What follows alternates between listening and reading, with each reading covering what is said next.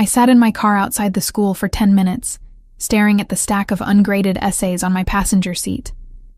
28 years old, and still finding red ink stains on my fingers at the end of every Tuesday. The engine ticked as it cooled, matching the rhythm of my exhausted heartbeat. Jessica's voice echoed in my head from our phone call 20 minutes ago. "You need to file another report, Hannah. He showed up again." She was right. Ryan had appeared in the parking lot yesterday afternoon, leaning against his silver Honda with that expression he always wore when he thought he was being charming. The restraining order meant nothing to him.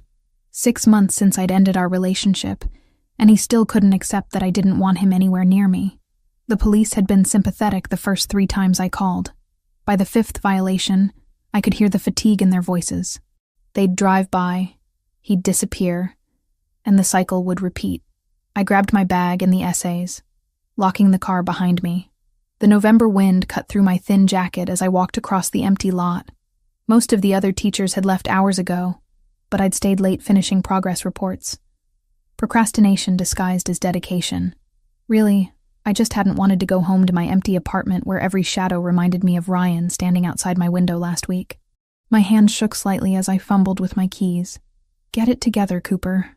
I slid into the driver's seat and locked the doors immediately, a habit I'd developed in recent months. The interior smelled like stale coffee and the vanilla air freshener dangling from my rearview mirror. I turned the key, and the engine rumbled to life. Jessica called again as I pulled onto the main road. "Hey," I answered, tucking the phone between my shoulder and ear. "I'm heading home now." "Did you talk to the police?" "Not yet. I'll call them tomorrow," she sighed, heavy with disappointment and worry. "Hannah, this isn't going away on its own. Ryan isn't going to just stop." "I know." My throat tightened. "I just need to get home and grade these essays. I can't think about him right now." "You need to think about your safety.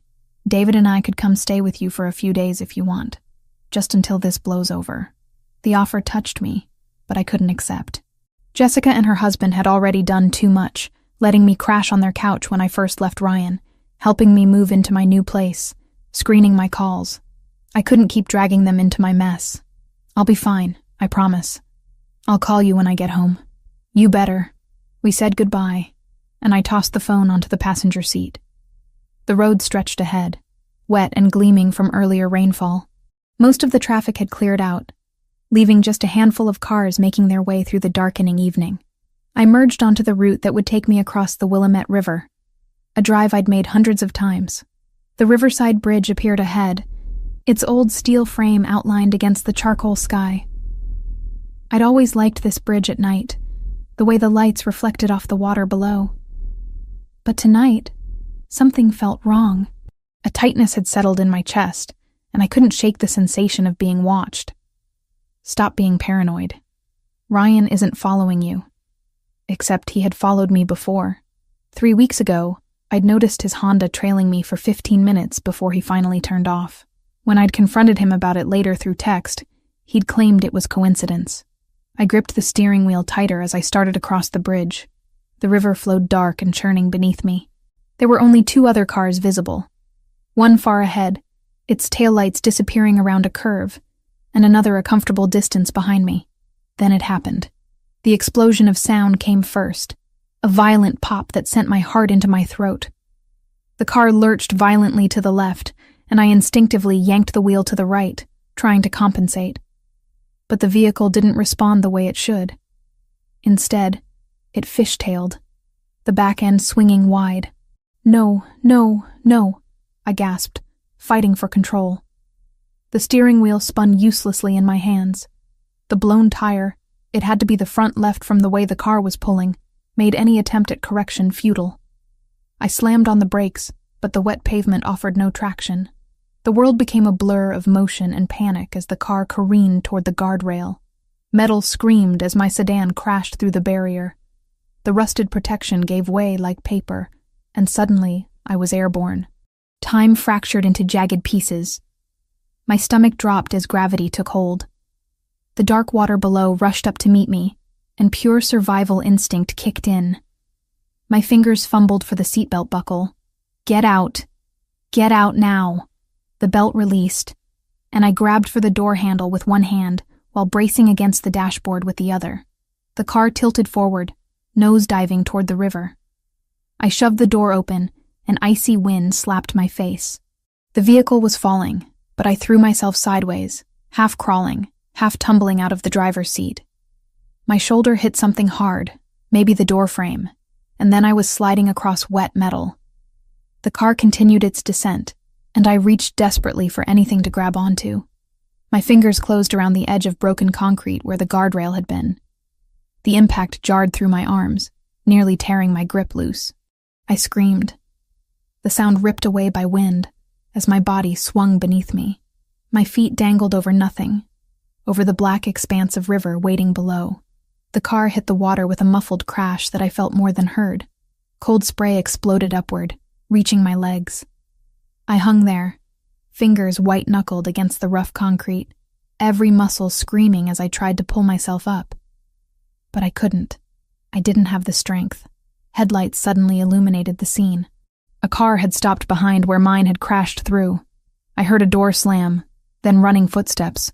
"Hold on," a male voice, deep and commanding. I couldn't turn my head to see who it was. All my focus centered on maintaining my grip.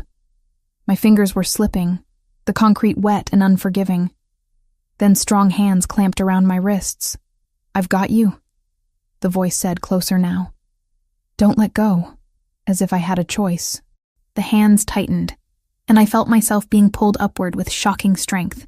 Whoever this person was, they hauled me up like I weighed nothing. My chest scraped against the jagged edge of concrete, and then I was rolling onto solid pavement, gasping and shaking. I lay there for a moment, unable to process what had just happened. My body felt disconnected from my mind, adrenaline and shock making everything seem distant and unreal. "Are you hurt?" The voice again, urgent but controlled. I managed to turn my head.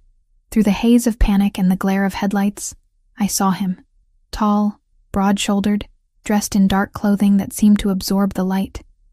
His face was shadowed, but I caught the gleam of his eyes, a warm brown that seemed almost amber in the strange illumination. "I don't know," I managed to whisper. My throat felt raw, as if I'd been screaming for hours. He knelt beside me, and I noticed his hands, still resting lightly on my arms, were steady, not shaking at all. Despite having just pulled someone from the edge of death, his face came into clearer view as he leaned closer, checking me for injuries.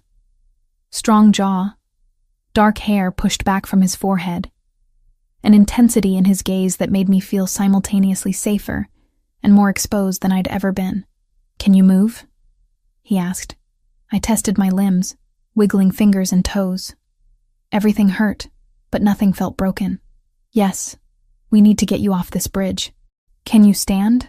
With his help, I struggled to my feet. My legs felt like water, barely able to support my weight. He kept one arm around my waist, supporting me effortlessly as he guided me toward his car. I caught a glimpse of it, a sleek black sedan that screamed money. Another man appeared, this one older and bulkier, emerging from the driver's side. "Boss, police will be here soon. We should move." "Boss?" The word registered dimly through my shock. "Get the door," the man holding me ordered. The driver complied immediately, opening the back door of the sedan. My rescuer helped me into the leather interior, and I sank into the seat, trembling violently now that the adrenaline was fading. He slid in beside me, and the door closed with a solid thunk that muffled the sound of approaching sirens.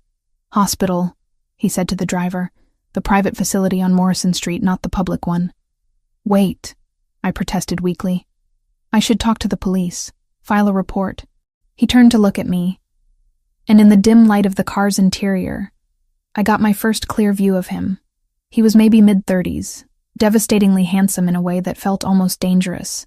His eyes, that unusual amber brown, studied me with an intensity that made my breath catch. "You're in shock, and possibly hypothermic. Medical attention first. The police can wait. But my car, the accident, I saw what happened. The police will recover your vehicle and investigate. Right now you need to be checked by a doctor." There was something in his tone that didn't invite argument. Not aggressive, but absolutely certain. I wanted to protest further, but exhaustion crashed over me like a wave. My body hurt in places I didn't know could hurt, and the trembling wouldn't stop. He removed his coat, a long black wool that probably cost more than my monthly salary, and draped it over my shoulders. The fabric was still warm from his body, and it smelled faintly of something expensive and woodsy. "Thank you," I whispered, pulling the coat tighter around myself. "What's your name?" he asked. "Hannah. Hannah Cooper. Hannah." The way he said my name, carefully and deliberately, sent an odd shiver through me. "I'm Franco Bellini." I should have recognized the name, should have understood what it meant, but my brain was too scrambled to connect the dots. The drive took less than 10 minutes. I watched the city lights blur past the tinted windows, trying to process what had just happened.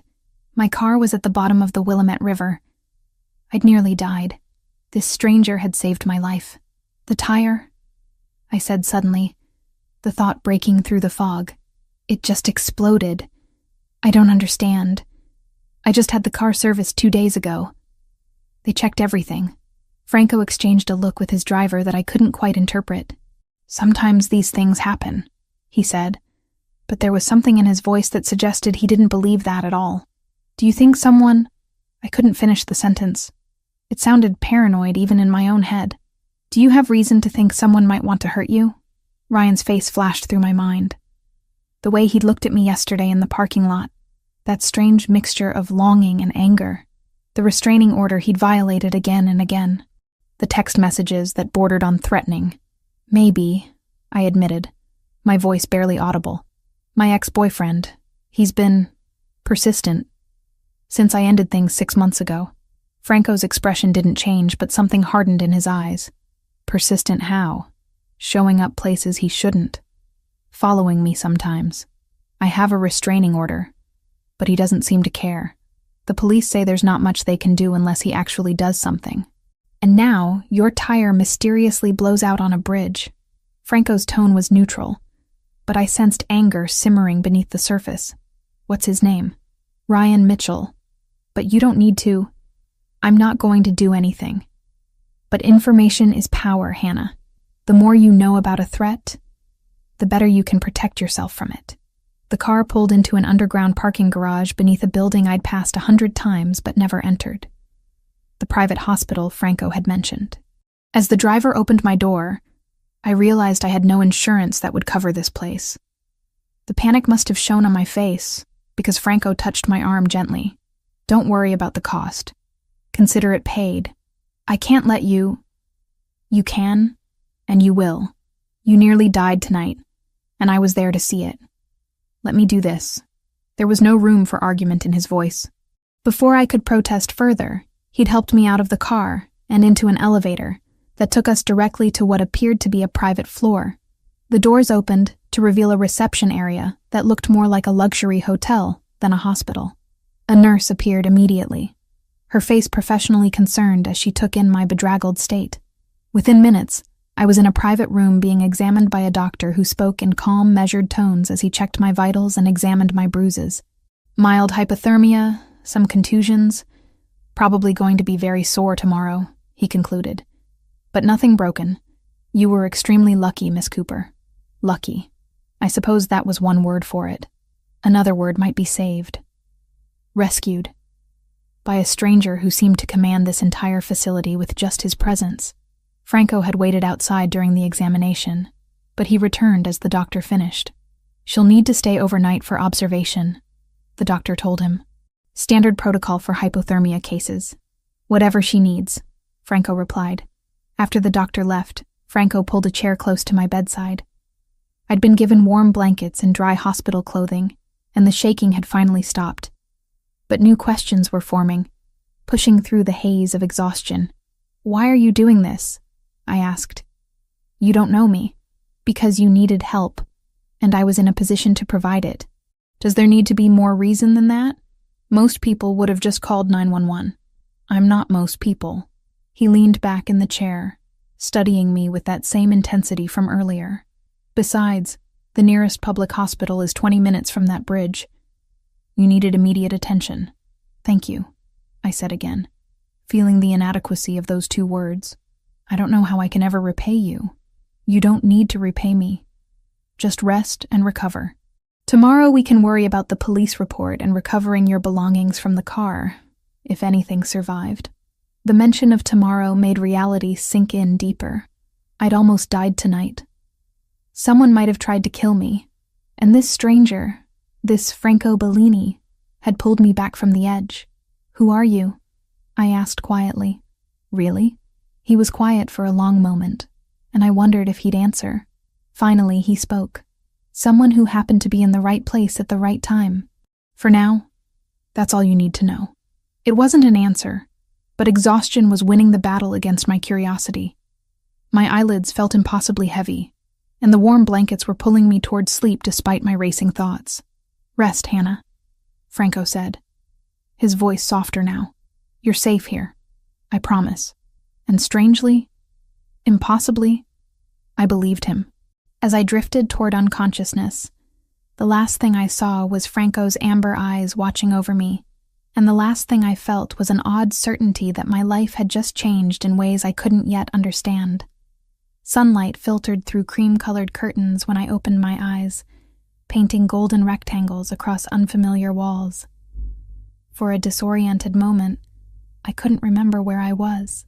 Then the events of last night crashed back, and I sat up too quickly, my bruised body protesting the movement. The private hospital room looked nothing like any medical facility I'd ever seen. More like an upscale hotel suite with its plush armchair, mahogany side table, and abstract artwork on the walls. The monitor beside my bed beeped steadily, tracking vitals I couldn't interpret.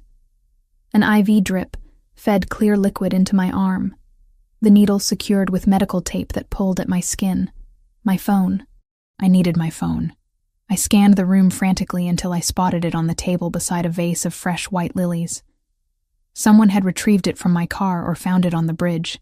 I reached for it, wincing as muscles I'd forgotten existed made themselves known. 17 missed calls from Jessica. 23 text messages. Most from her. A few from other concerned friends who must have heard somehow. I scrolled through Jessica's messages, watching them escalate from worry to panic. Where are you? Call me back. Hannah, seriously, you said you'd call when you got home. I'm starting to get worried. David's ready to drive around looking for you. The last one had come at 2 a.m. I called the police. They said there was an accident on Riverside Bridge. Please tell me that wasn't you. I dialed her number before I could second-guess the decision. She answered on the first ring. Hannah? Oh my God, are you okay? Where are you? I'm fine, I said, though my voice sounded rough and strained. I'm at a hospital. There was an accident, but I'm okay. Just bruised. What hospital? I'll come right now. David and I have been up all night.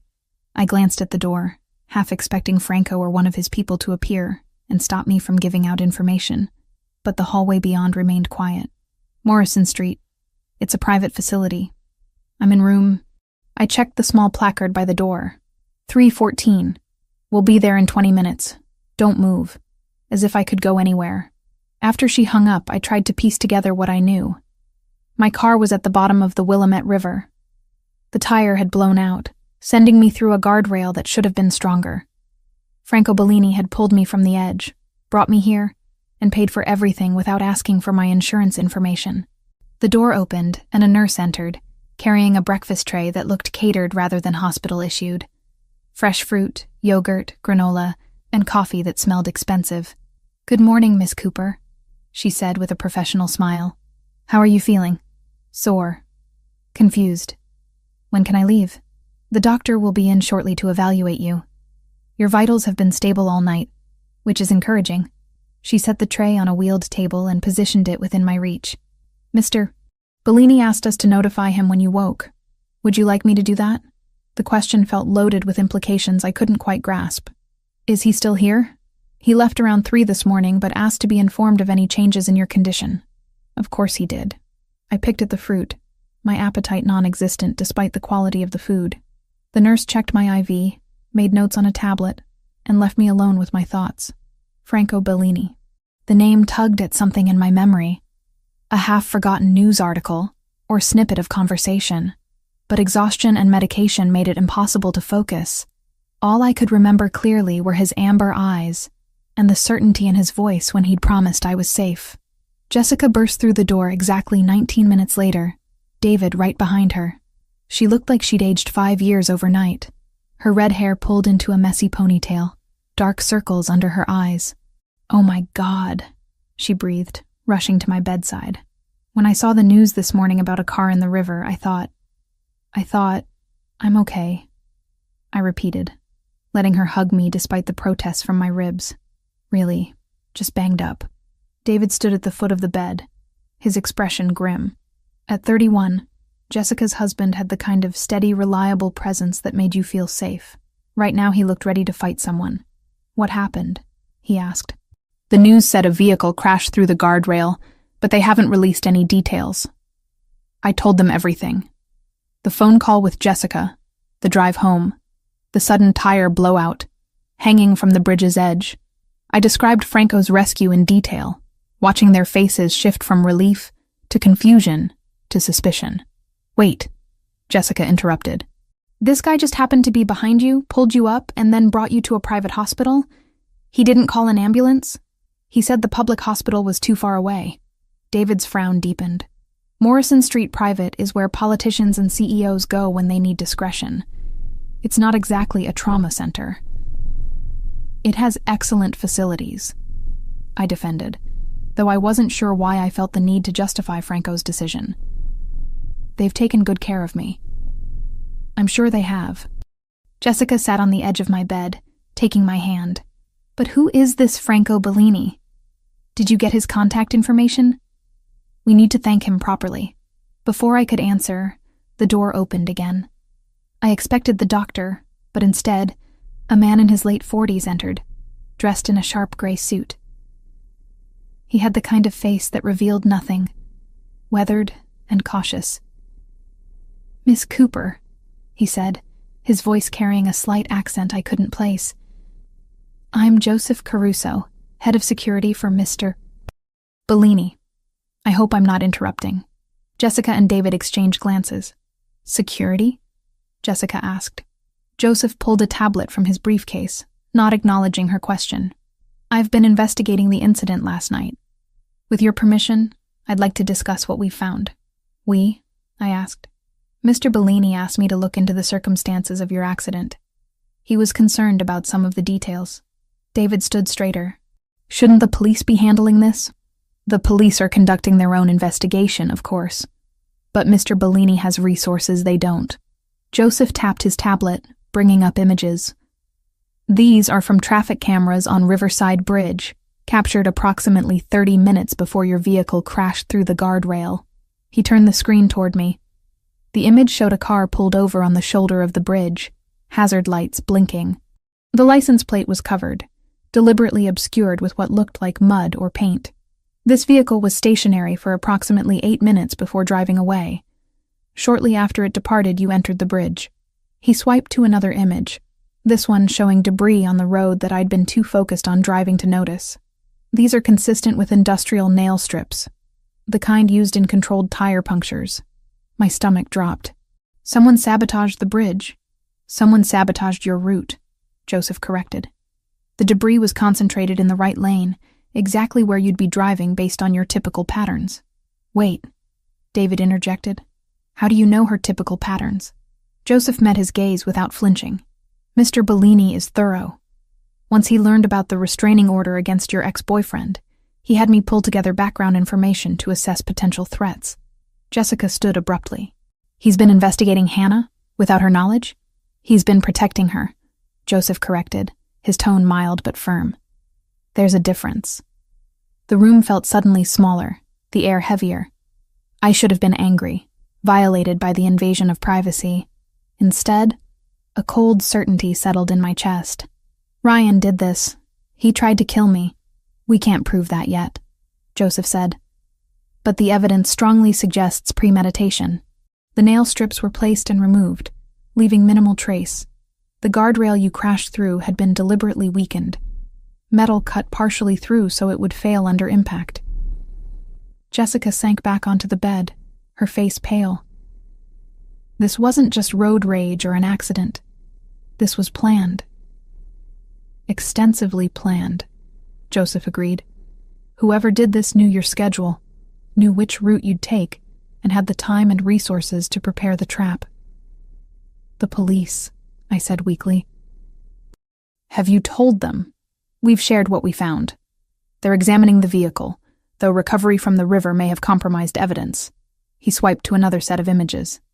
However, we managed to locate these before the city's recovery team arrived. The photos showed metallic fragments, twisted and sharp, the remnants of industrial nail strips photographed in situ before they could be washed away or lost. David moved closer, studying the images. This is solid evidence. They can trace where these were purchased, look for witnesses. We're already doing that, Joseph said. Mr. Bellini has contacts throughout the city. We'll find answers faster than official channels. Why? The question burst out of me. Why is Franco doing all this? He doesn't know me. We're complete strangers. Joseph's expression softened slightly. The first crack in his professional facade. Mr. Bellini believes in protecting people who can't protect themselves. When he witnessed your accident and learned about the circumstances, he felt responsible isn't the right word. Invested, perhaps, in ensuring this doesn't happen again. That sounds like more than just good Samaritan behavior, Jessica said, suspicion clear in her voice.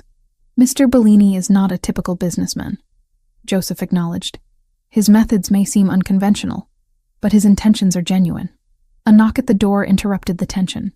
The doctor entered, a woman in her 50s with kind eyes and efficient movements. Miss Cooper, I need to conduct your discharge examination. If your visitors could step outside for a few minutes? Jessica hesitated, clearly reluctant to leave me alone with Joseph. I nodded reassuringly. It's okay, I'll be fine. After they'd filed into the hallway, the doctor performed a thorough check of my injuries. The bruising was spectacular, purples and yellows blooming across my ribs and shoulders, but nothing was broken. The mild hypothermia had resolved overnight. You're extremely fortunate, she said, helping me sit up. Given the height of that bridge and the temperature of the water, this could have ended very differently. When can I leave? Within the hour, if you have somewhere safe to go and someone to stay with you for the next 24 hours. You shouldn't be alone. Jessica and David returned as the doctor finished her notes. Joseph had disappeared, apparently deciding discretion was appropriate during the medical examination. You're staying with us, Jessica announced before I could suggest otherwise. No arguments. David already called the school and told them you'd be taking a few sick days. Relief and guilt warred in my chest. You guys have already done so much. We're doing what friends do, David said firmly. Besides, until they catch whoever did this, you shouldn't be in your apartment alone. The door opened again, and this time Franco Bellini entered. He looked different in daylight, less like a shadow and more like a man. His dark suit was perfectly tailored, his hair still damp as if he'd recently showered. Those amber eyes found mine immediately, and I felt the same strange jolt of connection from last night. Hannah, he said, my name sounding different in his mouth than anyone else's. I'm glad to see you're recovering well. Jessica positioned herself between us, protective instincts on full display. You must be Mr. Bellini. We want to thank you for saving Hannah's life. No thanks necessary. His attention remained on me, though he acknowledged Jessica with a slight nod. Joseph briefed you on what we found. He did, I confirmed. It's a lot to process. Franco moved closer, ignoring the tension radiating from my friends. I know this is overwhelming. You've been through a traumatic experience, and now you're learning it was deliberate. But I want you to understand something important. He pulled a chair close to my bedside, sitting so we were at eye level. The intimacy of the gesture wasn't lost on anyone in the room. You're not safe going back to your normal life right now. Whoever did this, whether it's your ex-boyfriend or someone else, they're still out there. They failed once. They might try again. The police will protect her, David said, though his tone lacked conviction. Franco's expression remained neutral. The police will do what they can within their limitations. I can offer something more comprehensive. Such as? Jessica's voice was sharp with suspicion. I have a property outside the city. Secure, private, fully staffed. Hannah could stay there while we investigate, and until we're certain the threat has been neutralized. He looked at me again, those eyes seeing past my bruises to something deeper. I'm offering you protection, nothing more. No strings, no obligations. Just a safe place to recover. That's very generous, I said carefully. But I can stay with Jessica and David. Can they afford private security? Can they install bulletproof windows or employ armed guards? The questions weren't cruel, just pragmatic. I'm not suggesting your friends can't help. I'm saying I can help more. David's jaw tightened. Hannah, you don't know this man. He saved my life, I pointed out. Which we're grateful for, Jessica added quickly. But moving into his house? That's a big step. Franco stood, smoothing his suit jacket. I understand your hesitation. It's wise to be cautious. Take some time to think about it. He produced a business card, placing it on my tray table. This is my private number. Call anytime, day or night. What do you get out of this? I asked suddenly. You've paid for my medical care, had your security team investigate, and now you're offering me a place to stay. What's your angle? For the first time, something like respect flickered in his expression. Direct. I appreciate that. He considered his words carefully. I'm a businessman who deals with complicated situations. When I see someone in danger, someone who deserves better than what life has dealt them, I have the resources to help. That's my angle. The satisfaction of making a difference. It wasn't the whole truth. I could see that in the way he held himself. The careful choice of words. But it wasn't entirely a lie either. I'll think about it, I said. That's all I ask. He moved toward the door, then paused. One more thing. Joseph will be maintaining surveillance on potential threats. If your ex-boyfriend or anyone else approaches you, we'll know immediately. Consider it a courtesy, given the circumstances. After he left, the three of us sat in heavy silence. Finally, Jessica spoke. There's something off about him. I can't put my finger on it, but he has money and power, David said flatly. Men like that always have angles. But I kept thinking about the way Franco had looked at me, not with pity or condescension, but with something that felt almost like recognition, as if he'd seen something in me worth protecting beyond simple charity. The nurse returned with discharge papers and a bag containing my salvaged belongings from last night. My purse, miraculously dry inside a waterproof compartment. My keys. And at the bottom, a note written in precise handwriting. The offer stands as long as you need it. Stay safe, Hannah. There was no signature, but I knew who'd written it. I folded the note and tucked it into my pocket, ignoring the questioning looks from my friends. Whatever Franco Bellini was, whatever his true motivations, he'd given me something precious last night beyond just saving my life. He'd given me the certainty that I wasn't alone in this fight. And right now, with someone out there who wanted me dead, that knowledge felt more valuable than anything else. I called Franco on the third day. Jessica and David had been wonderful hosts, letting me take over their guest room, and never once complaining about the disruption to their lives. But I could see the strain. David kept checking the locks obsessively.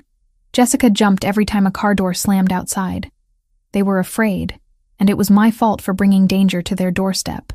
The business card Franco had given me felt heavy in my pocket as I dialed. He answered on the second ring.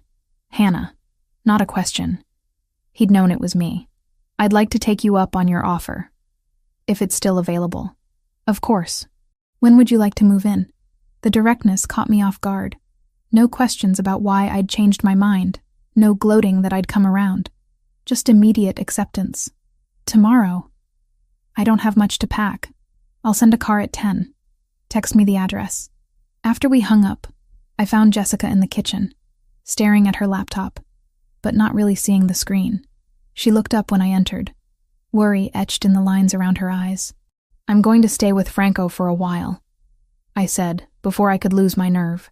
Her expression shifted through several emotions before settling on resignation. You're sure about this? No. But staying here puts you and David at risk.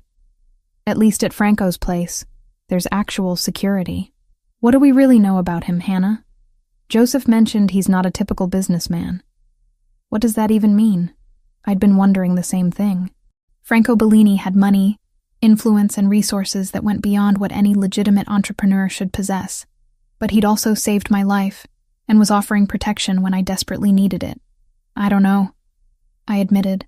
But right now, he's the only option that doesn't put innocent people in danger. Jessica stood and pulled me into a tight hug. Call me every day. Promise me. I promise. Her voice softened. After what happened on that bridge, I can't blame you for choosing the place with guards and gates. Just don't let him decide who you are, okay? David drove me to Franco's estate the next morning. The property sat 20 minutes outside Portland, hidden behind stone walls and mature trees that blocked it from the road. A guard checked our identification at the gate before waving us through. The driveway wound through manicured grounds, past gardens that must have required a full-time staff to maintain. The house itself was a colonial-style mansion that managed to feel both imposing and welcoming. Cream-colored stone, black shutters, and a portico entrance that suggested old money rather than new wealth.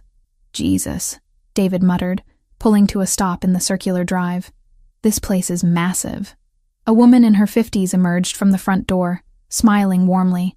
She had the kind of face that invited trust, laugh lines around her eyes and silver threading through her dark hair. You must be Hannah, she said, approaching my side of the car. I'm Maria. I manage the household. Mr. Bellini asked me to show you around and make sure you have everything you need. I grabbed my single duffel bag from the back seat, feeling pathetically unprepared for whatever this was. David walked me to the door, his expression skeptical and protective. You call if you need anything, he said quietly. Any time, day or night. We'll come get you. I will. Thank you for everything. After David drove away, Maria led me inside. The entrance hall alone was larger than my apartment, with polished hardwood floors and a staircase that curved up to the second floor. But it wasn't ostentatious. Family photos lined the walls, and fresh flowers filled a vase on a side table. Mr. Bellini is in the city handling business, Maria explained as we walked. But he wanted me to make sure you're comfortable.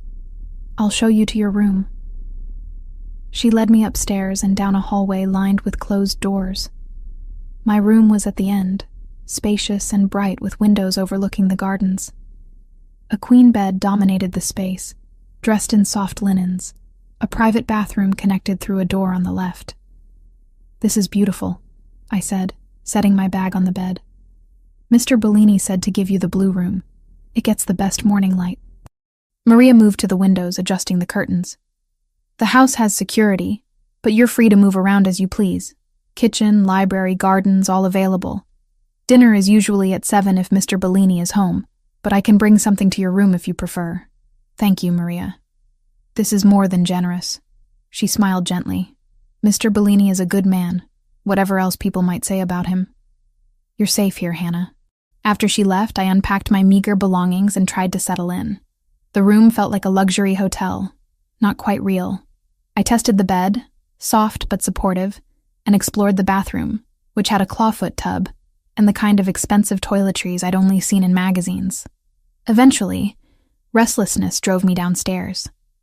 I wandered through the main floor, taking in the formal living room, the study lined with books, the dining room that could seat 12. Everything was tasteful, expensive, but lived in. Not a showpiece, but an actual home.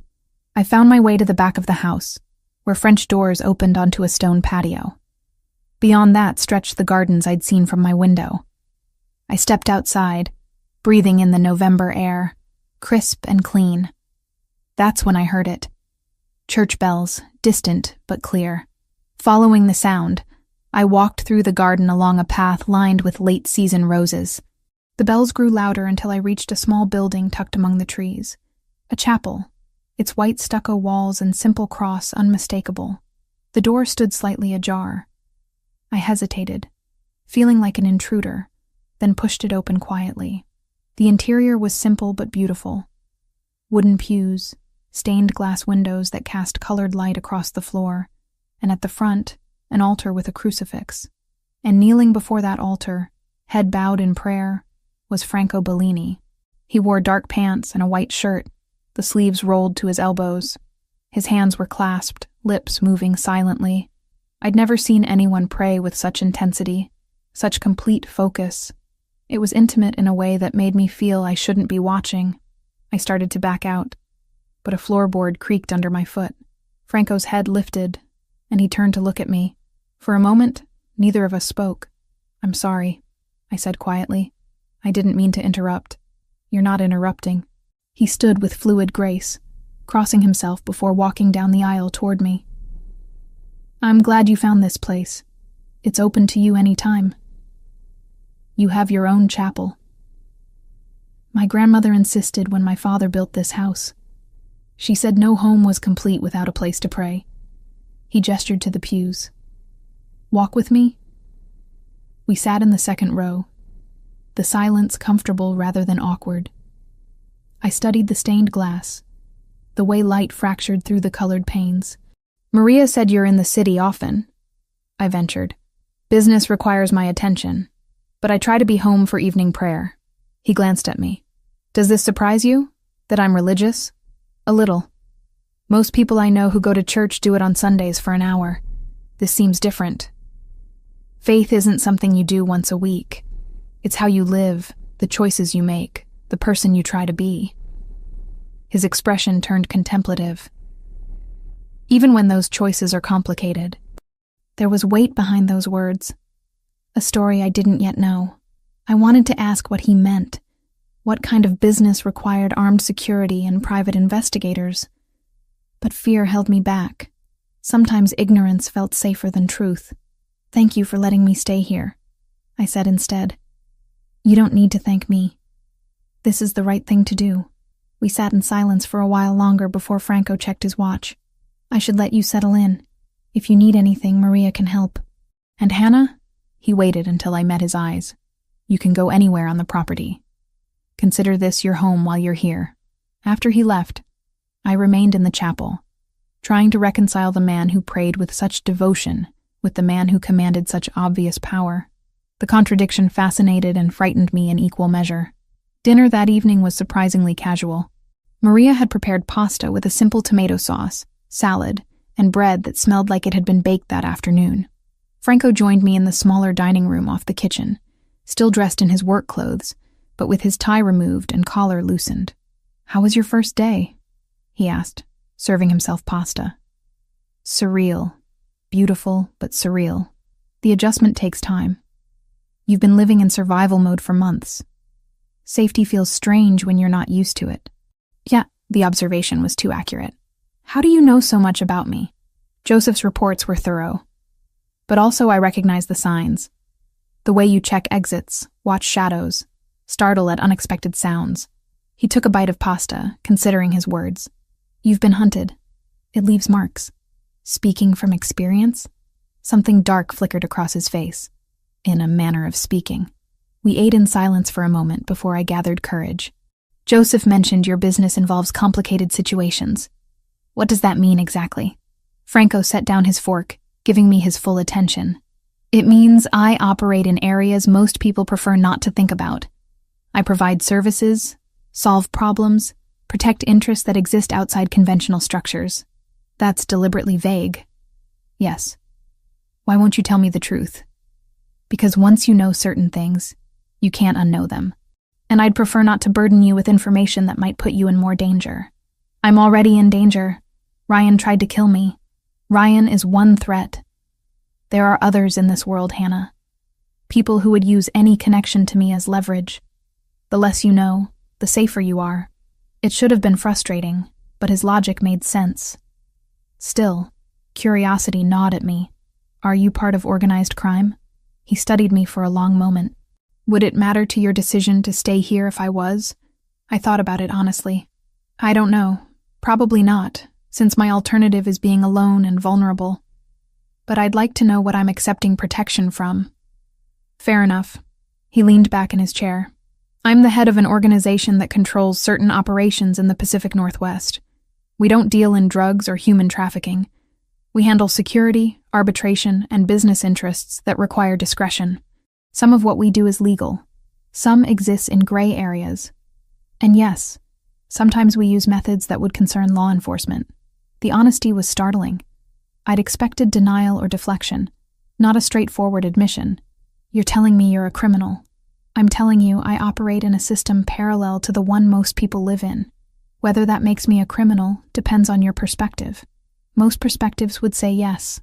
Most perspectives haven't faced the situations that require someone like me. He picked up his fork again. I'm not asking you to approve, Hannah.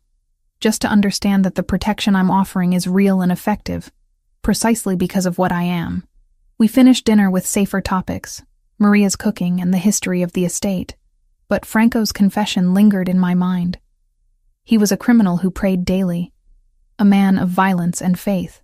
The contradiction should have sent me running. Instead, it made him seem more human, more real than the mysterious savior who'd pulled me from the bridge. That night, lying in the comfortable bed in the blue room, I heard footsteps in the hallway. Quiet, measured. I held my breath until they passed, heading toward the stairs. Later, much later, I heard them return. Franco, I realized. Doing rounds, checking the house, ensuring everything was secure. I fell asleep feeling safer than I had in months, despite knowing I was under the protection of a man who operated outside the law, or perhaps because of it. In a world where someone had tried to murder me with industrial nail strips and a weakened guardrail. Maybe conventional safety was an illusion. Maybe what I needed was someone who understood danger intimately, who moved through shadows and knew how to fight back. Morning arrived with weak sunlight filtering through the curtains. I showered, dressed in clean jeans and a sweater from the clothes Maria had somehow procured in my size, and made my way downstairs. The house was quiet, except for sounds from the kitchen. Following coffee's aroma, I found Franco at the table reading a newspaper, already dressed in another expensive suit. "Good morning," he said, glancing up. "There's fresh coffee and Maria left breakfast warming in the oven." I poured coffee and retrieved a plate of eggs and toast. "Do you always wake up this early?" "Habit from my father. He believed mornings were for prayer and planning." Franco folded the newspaper. "Joseph has an update on your case. He'll be here this afternoon if you're willing to meet with him." "What kind of update?" "Evidence linking your ex-boyfriend to the sabotage. And something more concerning." His expression grew serious. "The O'Sullivan organization has been making inquiries about you." "Who are the O'Sullivans?" "A rival group operating in the area. They've been looking to expand into territory I control. If they've connected you to me, they might see you as leverage." My stomach dropped. "But how would they even know about me? We only met a few days ago. You left the hospital with me. We had dinner here. In this world, information travels fast." He reached across the table, his hand covering mine briefly. "I'm telling you this not to frighten you, but so you understand why security here is necessary. Why leaving the property right now would be dangerous. So I'm trapped here. You're protected here. There's a difference. But was there really? I'd escaped Ryan's control only to accept Franco's protection, which came with its own boundaries and restrictions. The gilded cage was more comfortable, but it was still a cage. Franco seemed to read my thoughts. "I know this isn't the freedom you wanted, but it's temporary. Once we neutralize the threats, you can return to your life. What if the threats never go away? What if this is my life now?" He was quiet for a moment, and when he spoke, his voice held unexpected gentleness. "Then, we find a way to make it bearable. Together." The word hung between us, carrying implications I wasn't ready to examine. Together suggested partnership, connection, something more than just protection and gratitude.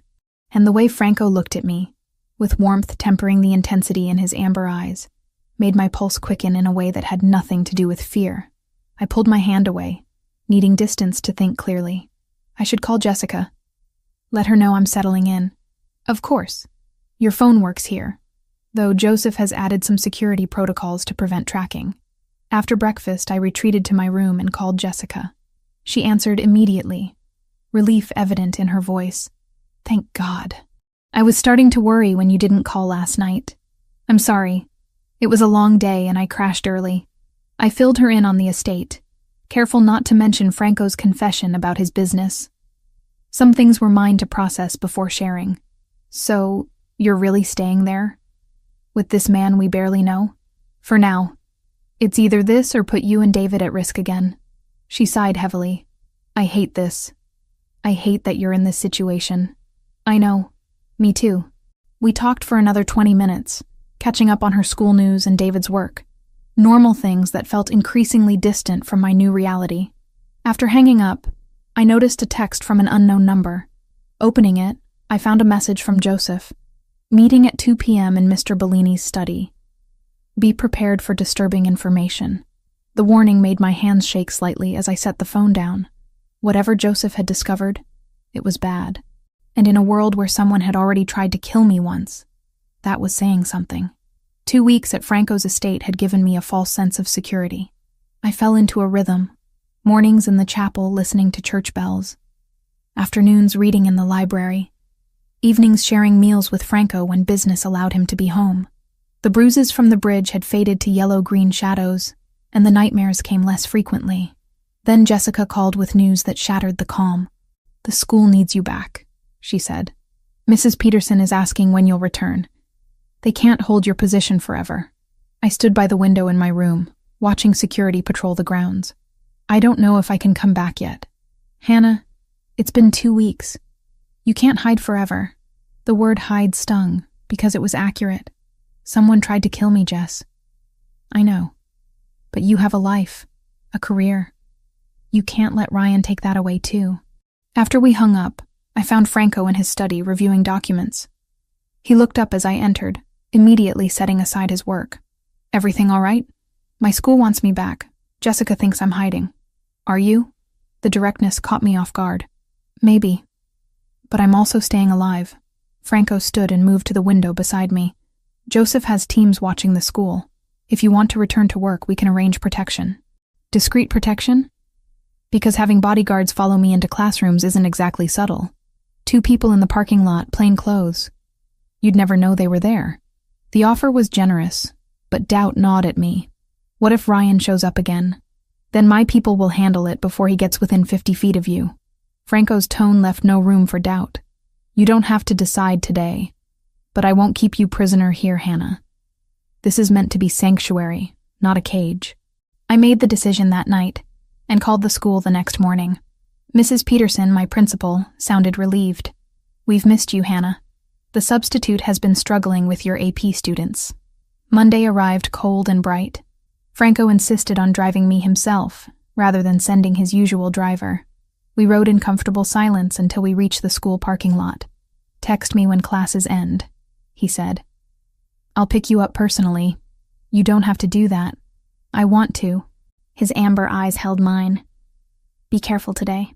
The school felt simultaneously familiar and alien. Students rushed past chattering about weekend plans. Teachers gathered around the coffee machine in the break room. Jessica spotted me immediately and pulled me into a tight hug. Thank God. I was starting to think you'd never come back. Neither was I admitted. My first 3 periods passed without incident. The students asked where I'd been, and I gave vague answers about a family emergency. By lunch, I'd almost convinced myself everything would be fine. Then I saw him. Ryan stood across the parking lot, leaning against a chain-link fence separating the school property from a public street. He wore sunglasses despite the overcast sky, but I knew he was watching me. My blood turned to ice. I pulled out my phone with shaking hands and texted Franco. He's here. The response came within seconds. Don't approach. Security is moving in. Stay inside. But I couldn't move. Couldn't look away. Ryan lifted one hand in a casual wave, and the gesture felt like a threat. Jessica appeared at my elbow. Hannah? What's wrong? Ryan, by the fence.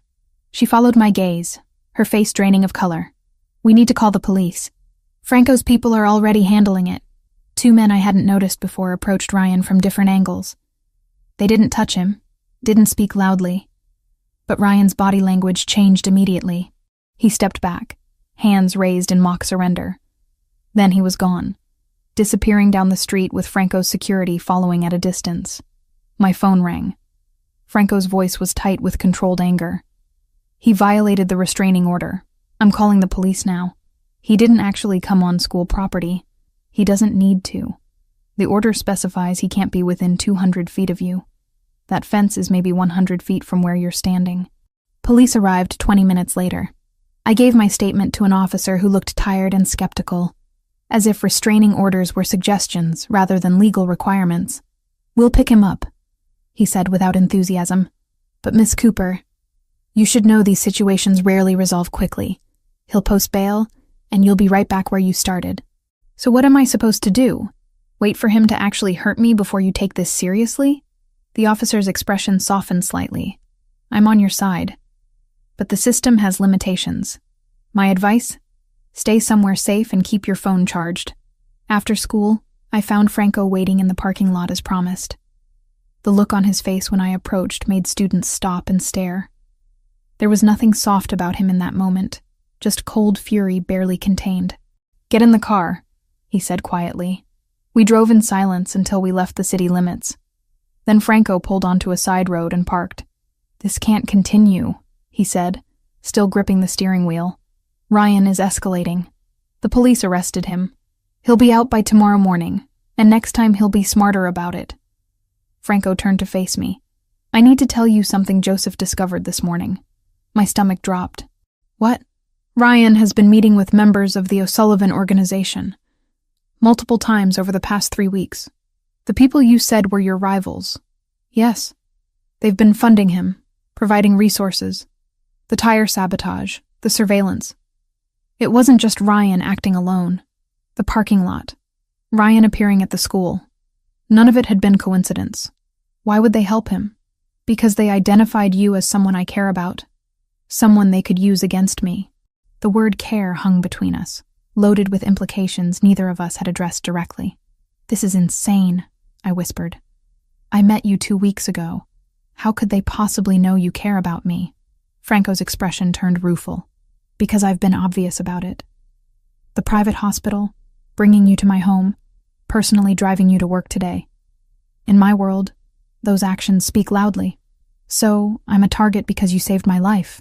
You're a target because Ryan is obsessed and violent, and the O'Sullivans saw an opportunity to exploit that. He reached across and took my hand. None of this is your fault, Hannah. But it felt like my fault. My poor judgment in dating Ryan. My inability to protect myself. My acceptance of Franco's help that had painted a target on my back. What do we do now? We adapt. Increase security. Limit your exposure. And I deal with the O'Sullivans directly. Deal with them how? Franco's expression went flat. However necessary. The drive back to the estate was quiet. Both of us lost in thought. When we arrived, Franco disappeared into his study for a series of phone calls while I retreated to the library. Evening fell, and Maria brought dinner on a tray since Franco was still working. I picked at the food, appetite gone, mind replaying Ryan's wave in the parking lot. The casual arrogance of it, knowing he'd gotten under my skin. Franco found me hours later, curled in an armchair with an unread book. He looked exhausted, tie loosened and hair disheveled from running his hands through it. Joseph has people watching Ryan's apartment, he said, sitting across from me. The moment he's released, we'll know. This isn't sustainable. I can't spend my life running from him. You won't have to. Franco leaned forward, elbows on his knees. I promised to keep you safe, and I intend to honor that. But Hannah, you need to understand something. The path forward might require actions that make you uncomfortable. What kind of actions? The kind that ensure Ryan and the O'Sullivans understand you're permanently off limits. I should have been frightened by the implication. Instead, I felt something else. Relief, maybe, that someone was finally willing to fight back on my behalf. I trust you, I heard myself say. I don't know why, but I do. Franco's expression softened. That's dangerous. Trusting men like me. Maybe. But men like you are the only ones who've actually helped. He stood and offered his hand. Come with me. There's something I want to show you. I followed him through the house and out to the gardens. Night had fallen completely, stars visible above the trees. Franco led me to the chapel, its white walls glowing in the moonlight. Inside, candles flickered on the altar. Franco had been here recently, praying again. When my father died, Franco said quietly, I made promises I've spent 15 years keeping. Promises to protect the family, maintain our territory, never show weakness. He turned to face me. But tonight, in this place, I want to make a different promise. My heart hammered against my ribs. Franco, I will keep you safe, Hannah. Not because you're leverage or responsibility, but because from the moment I pulled you off that bridge, you became important to me. more important than business or territory or any promise I made to dead men. The rawness in his voice undid something in my chest. I closed the distance between us, reaching up to touch his face. He caught my hand, holding it against his cheek. "You deserve better than this," he murmured. "Better than me, better than this life. Stop telling me what I deserve. Let me decide that." Then I kissed him, not desperately like I might have after the trauma of the bridge, but deliberately, choosing him, choosing this, choosing to stop running from the one person who'd truly seen me. Franco responded with surprising gentleness, one hand cradling the back of my head, while the other wrapped around my waist. The kiss deepened slowly, building heat between us that had nothing to do with danger and everything to do with want. When we finally broke apart, both breathing hard, Franco rested his forehead against mine. "This changes things," he said. "I know. I'm not an easy man to love, Hannah. I'm not asking for easy. I'm asking for real." He pulled back enough to meet my eyes. "Real is all I know how to give." That night, lying in my bed alone because Franco insisted we take things slowly despite the kiss, I finally understood what I'd been feeling. Safety wasn't just about security teams and reinforced windows. It was about finding someone who saw you completely, flaws and fears and broken parts, and chose to stand beside you anyway. Franco Bellini was dangerous, complicated, wrapped in violence and shadows, but he was also the man who prayed every morning, who kept his promises, who looked at me like I mattered more than anything else in his complicated world. And tomorrow, when Ryan made bail and resumed his obsessive hunt, I wouldn't face it alone. The weeks after our kiss in the chapel transformed into something I hadn't expected. Franco became both my protector and my partner. Though we moved slowly, deliberately, testing the boundaries of what we were becoming to each other, he still slept in his own room, still maintained careful distance. But the looks between us had changed, charged with possibility. I requested an extended leave from school. Mrs. Peterson granted it reluctantly after I explained the ongoing safety concerns. Jessica called every few days, her worry evident even through the phone.